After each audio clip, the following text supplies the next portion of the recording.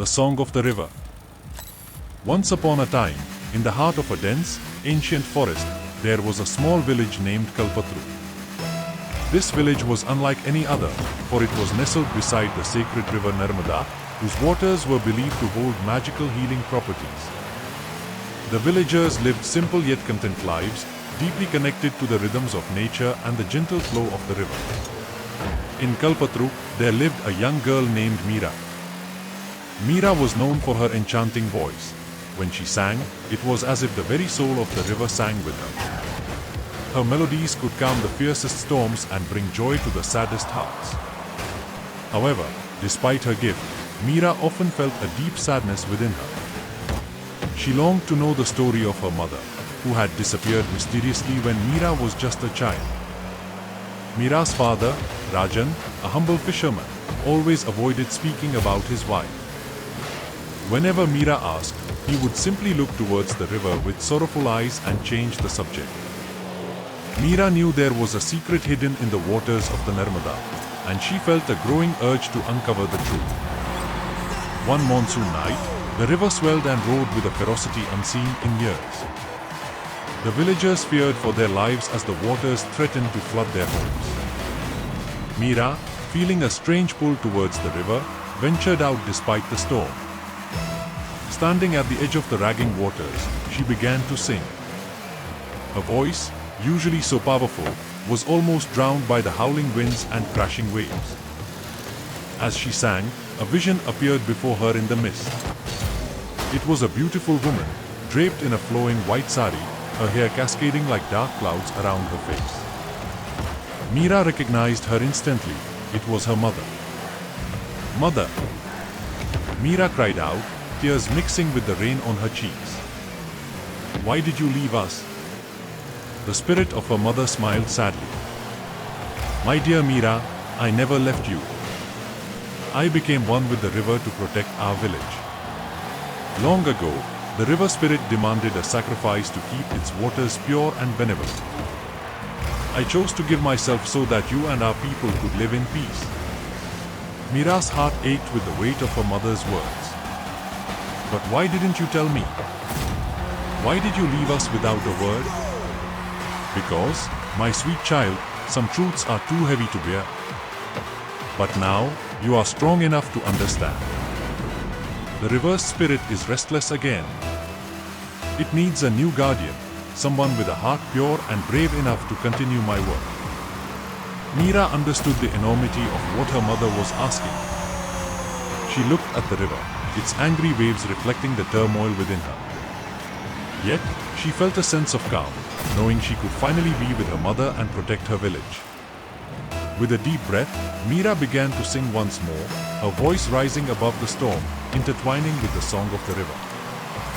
As she sang, she felt herself becoming lighter, her body merging with the waters, her spirit blending with the ancient rhythms of the Narmada.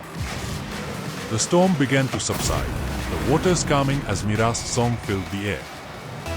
The villagers, watching in awe, realized what had happened. They mourned the loss of their beloved Meera but celebrated her courage and sacrifice. From that day on, the river Narmada flowed with a new melody, a harmonious blend of Meera's voice and the ancient river spirit.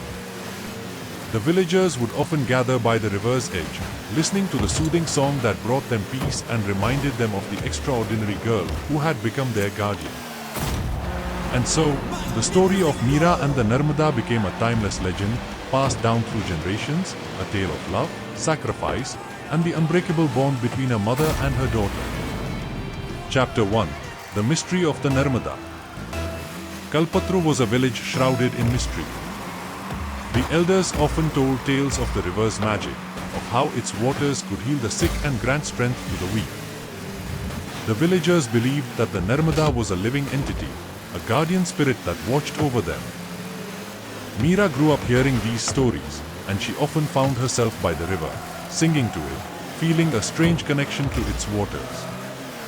Her father, Rajan, was a quiet man, his eyes always filled with a mix of love and sorrow. He doted on Meera but was haunted by memories he never shared. One evening, as the sun dipped below the horizon, casting a golden glow over the river, Meera approached her father. Papa, tell me about mother. Why did she leave us? Where did she go? Rajan's face clouded with pain. He sighed deeply, looking out at the river. Your mother, Kavita, was a remarkable woman. She loved this village, and she loved you more than anything. But some things are beyond our understanding, Meera. She made a sacrifice to protect us all. Meera's heart ached with the longing to know more, but she could see the anguish in her father's eyes. She decided not to press him further, hoping that one day he would share the full story. Chapter 2: The Call of the River. As the years passed, Meera's bond with the river deepened. She spent hours by its banks, singing songs that seemed to come from somewhere deep within her soul. The villagers often marveled at her gift, saying that she had inherited her mother's spirit. One night, as Meera lay in bed, she heard a soft whisper.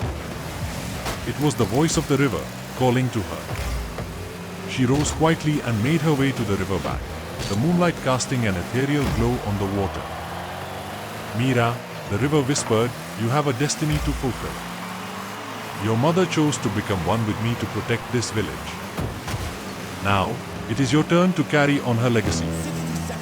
Meera's heart pounded in her chest. What do you mean? What must I do? The river spirit is restless, the voice continued. It needs a guardian, someone with a pure heart and a brave soul. You have the gift, Meera. You are the one who can keep the river's magic alive. Tears filled Meera's eyes as she realized the weight of what was being asked of her. She thought of her mother and the sacrifice she had made. I will do it, she whispered. I will protect our village. Chapter 13: The Storm. The monsoon season arrived with a fury. The river swelled, and the villagers grew anxious as the waters rose higher each day. Rajan tried to reassure Meera, but she could see the fear in his eyes. One night, the storm reached its peak. The river roared like a wild beast, and the rain fell in torrents. Meera knew that the time had come. She wrapped herself in a shawl and stepped out into the storm, her heart racing. As she reached the riverbank, the vision of her mother appeared before her, more vivid than ever. Mother, Meera cried, I am ready. Tell me what to do. Kavita's spirit smiled, her eyes filled with pride and sadness. Sing, my child. Sing with all your heart.